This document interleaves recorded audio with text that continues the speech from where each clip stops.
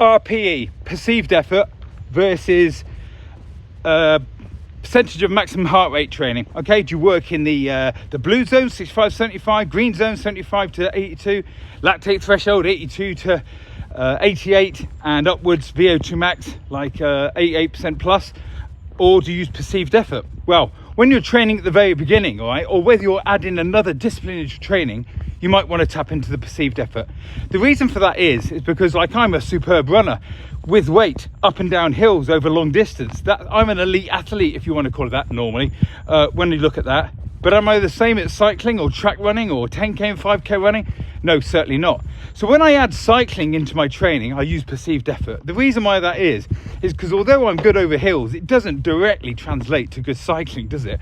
It doesn't work like that. So when I add cycling to my training program, the taxation on myself, my energy systems, is very different than I'm normally used to. And so in actual fact, I feel like I'm working very hard based against my heart rate at the time. So I worked on perceived effort, okay?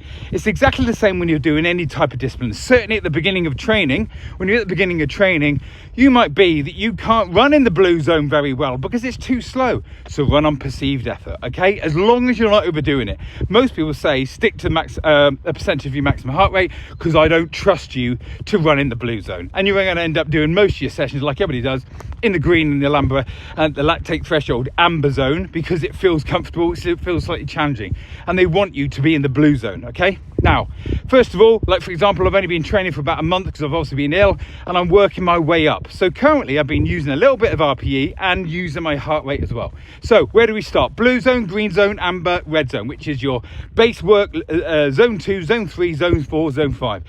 So if you look at zone 2, your base work, that's normally a 5 or 6, RPE at a 10, okay? That's how you should be feeling. Like, very easy, very comfortable. You can do it all day long, okay? Green zone, okay, which essentially is called your efficiency zone, 6 to 7. Lactate threshold, 7 to 8, VO2 max, 8 to 9. That's where you want to be training. So if you're adding anything else into your training schedule, like rowing or anything at all, or even circuit training to a certain extent and things like that, you know the area that you want to be training that in, but at the same time, your heart rate might not actually suit how you're feeling. Either way, all right? So you can use perceived effort. Once you've been training for a period of time where you're hitting all of those zones, you've also included other different disciplines like cycling or rowing or whatever you're doing into your training, and you've got a good balance right, you will find that everything comes into play. Maybe the cycling will start to fit the heart rate zones a little bit more than it did at the beginning. Hope you find this useful. If you need any more information, then please visit eliteoutdoorfitness.com.